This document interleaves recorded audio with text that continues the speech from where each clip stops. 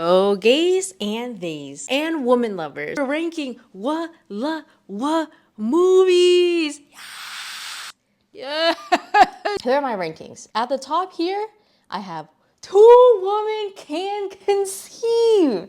After I watched this movie, I was like, yes, I know for a fact it can happen. The love is just like so powerful that one day I will be pregnant, and that's on science. After that is I'm Bent Over. This is a good one. This is a classic. It's cute, okay? And the last one, just no. Just when you get me in court, no for sure, I said no. I want a refund on my life. First up, we have Tar. Tar is one of those movies where she happens to be gay. You know, it's about a power-obsessed, career-driven, super girl boss lesbian. Please stand a girl boss lesbian. I'm not saying if it's not their whole personality that I'm not gonna like it. It was okay for me. Next, we have Gia. It's Angelina Jolie. This movie is traumatizing. I found Gia to be a really hard watch. Did I watch it all the way through and not blink? Yes. It's not that type of hard, but like mentally and in my heart, it was hard. She's an amazing actress, but the part with her partner was really rough for me. Violent queer relationships. Yeah, that's the face of stupidity, because why did I rank it so low? This is literally a lesbian classic, and for a reason. She totally changed the fashion and modeling industry for being androgynous. And it's a tragic queer story. And it's extremely moving and well done. So, sorry, it's a classic. It's at the top. Next, we have Am I Okay? No, you're not, because this movie sucked. Dakota Johnson, listen, I have nothing towards her until I watched this. I watched it and then I was like, oh yeah, this is a no for me. The acting was terrible. I understand now looking back that she was trying to be that quirky, funny. Well, the acting was bad. It was really bland.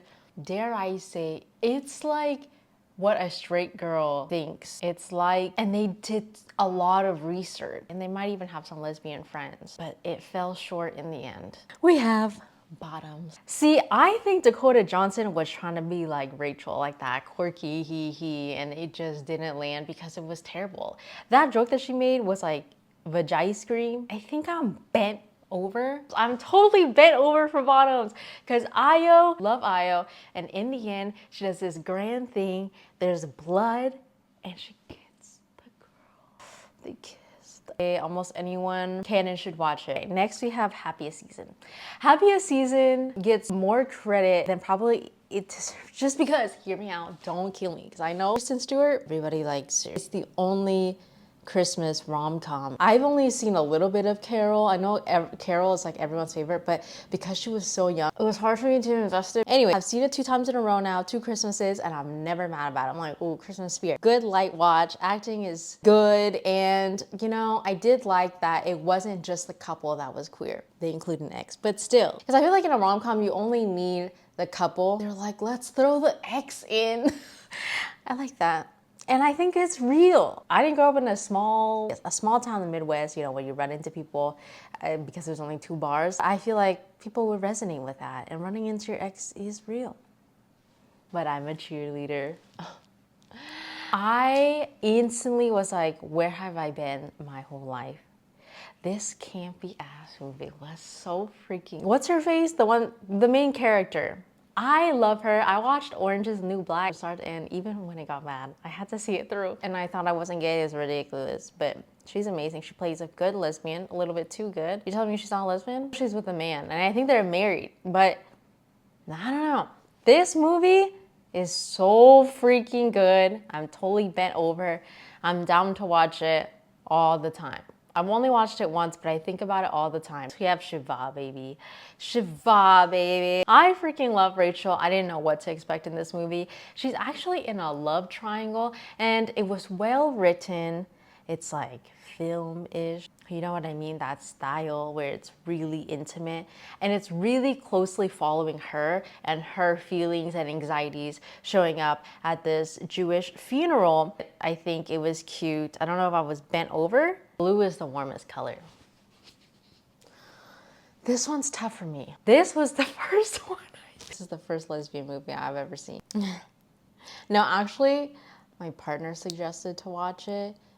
We were just friends at the time, actually. We were just friends at the time. I don't know why we both like continued to watch it. I think obviously now looking back, it's like, yeah, that's insane. Do not watch this with your friend unless you want them to be more than a friend. Then actually, maybe you should do that. It's controversial because of the director. Spoiler, it's a man. I didn't want to say this because I think for research purposes, for very, very specific types like baby gays, in a physical way, I think it could help. If you don't know, it's soft corn. And between watching the corn and this, I want to say watch this. But now that I know the issues, I can't watch it again. It's okay. At the time, it was like, I'm bent over, two women can't conceive. I have the half of it. And the half of it was really cute. The white guy recruits the Asian girl and he's like, I'm in love with this girl. Like, please help me get her. And the Asian girl's like, okay. So she's the one communicating to the girl, texting her, writing letters to her, and eventually she starts to like her.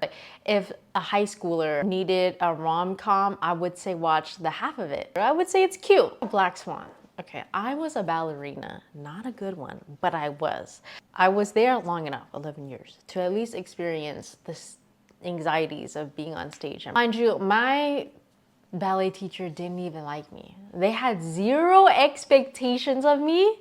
That's how bad I was. And yet I was still throw up level nervous. It is real. The thing with Black Swan, it gave me nightmares. The gay part of it was not really there.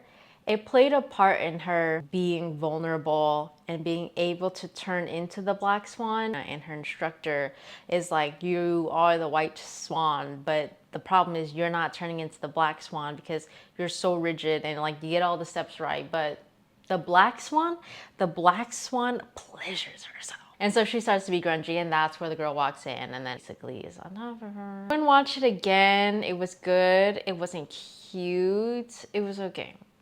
I care a lot. That makes one of us because I don't care at all for this movie. I think it's just rough. She's an evil lesbian who says there are prey and there are predators. And she's the predator. You know who the prey are? Senior citizens and her own mother. If someone said, I'll give you a refund, I'd be like, okay, thank you. I would take it. Next, we have Bound.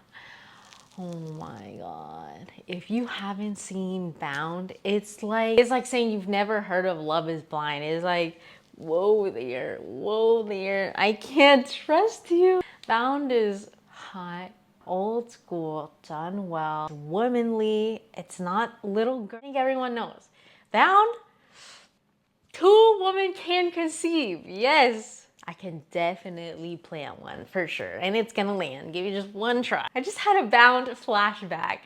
That's how good it is. It's not even my own flashback. You need to believe me. Apply it even. There's a certain scene in there that one of them does.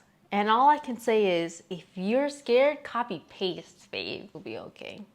Speaking from personal experience. What can I see? I just gotta lay that. Next one is Desert Hearts. Oh my God. This is a 1950s film about lesbians. Like, actually, I think they actually said the L word. How do I explain this? One of them, who is the butch, lives with her mother and is her caretaker. And I love that because happiest season rom-coms and stuff are really good. But when they add that little bit of grit and you're adding that extra layer of realness, and guess what, guys? This doesn't end in tragedy. Yeah, it's freaking possible. I really want to say two women can conceive, but I'm gonna put I'm bent over. I really, really like Desert Hearts. Maybe it's getting more credit just because it's old. And what? In Desert Hearts, she was a caretaker for her mom, and she was still able to be really empathetic towards her mom not understanding. And she understands too that it feels kind of selfish. With Saving Face, again, there's a mother involved. But what I love about Saving Face is that it's two Asian women. And oh my god, that scene where she drops to the floor because she was trying to kiss her was hilarious. In the half of it and in Saving Face, why is the more like the butch one, like the low ponytail, the glasses? Oh my god. We yearn for better representation. Asian mask, where are you? Like the timid Asian. Saving Face is amazing because it also explores the cultural difficulties. Her mom, oh my god, I relate to this movie so much. Her mom is like a local celeb. Alas, it was a good ending. Obviously, the mom didn't say I accept you, but they did the Asian way, and for that, I love Saving Face. I'm bent over for Saving Face. We have Portrait of a Lady on Fire. Listen, I watched this for you guys today. I didn't watch other people's rankings. I didn't want to be biased but I know that Portrait of a Lady on Fire is like this crazy thing that everybody loves. And I tried to watch it once. I fell asleep. Why did I fall asleep? Why? And why, if you haven't seen it, why are you asleep? I know I just watched it today, but now I get to say that. I put in the time and I would do it again. This is a 2-hour long French film with closed captions, and thank freaking goodness for this. Because of this movie, I would say it's so much easier to divorce myself of blue is the warmest color. They don't do that much in Portrait of a Lady on Fire, but the intimacy is so good and it's so real and it doesn't feel like it's from the male gaze. Additionally, you know how Bridgerton is like a historical piece, you know? That's what is like they're both wearing the dresses, and I don't like, oh my god, mask for mask, like a big thing, but here femme for femme, dress for dress. Oh my god, the filming was beautiful, the writing was beautiful, the character was beautiful. When they finally got intimate and the push and the pull and the forbiddenness of it, two women can absolutely conceive. You're telling me the kid at the end is not there? We have Love Lies Bleeding. Love Lies Bleeding was very good. If you didn't like it, I don't know what to say to you. Love Lies Bleeding is real. First of all, can we just say representation of a muscular woman? Thank you. We don't even get that in straight movies. She's got muscles. She got the girl. It's got some good scenes. In the end, there's some blood going everywhere because what? Lesbian love. How is that too much? Firstly, I would do this. Okay, let me not incriminate myself. And if someone wanted to do that for me in that story, I would say yes too. Love Lies Bleeding, man. I'm bent over for it. That was a good freaking movie. That's it for today's video. Thank you so much for watching. If you made it to the end, comment skizzers. I will see you in the next video. Be sure to subscribe or not have a girlfriend for the rest of your life.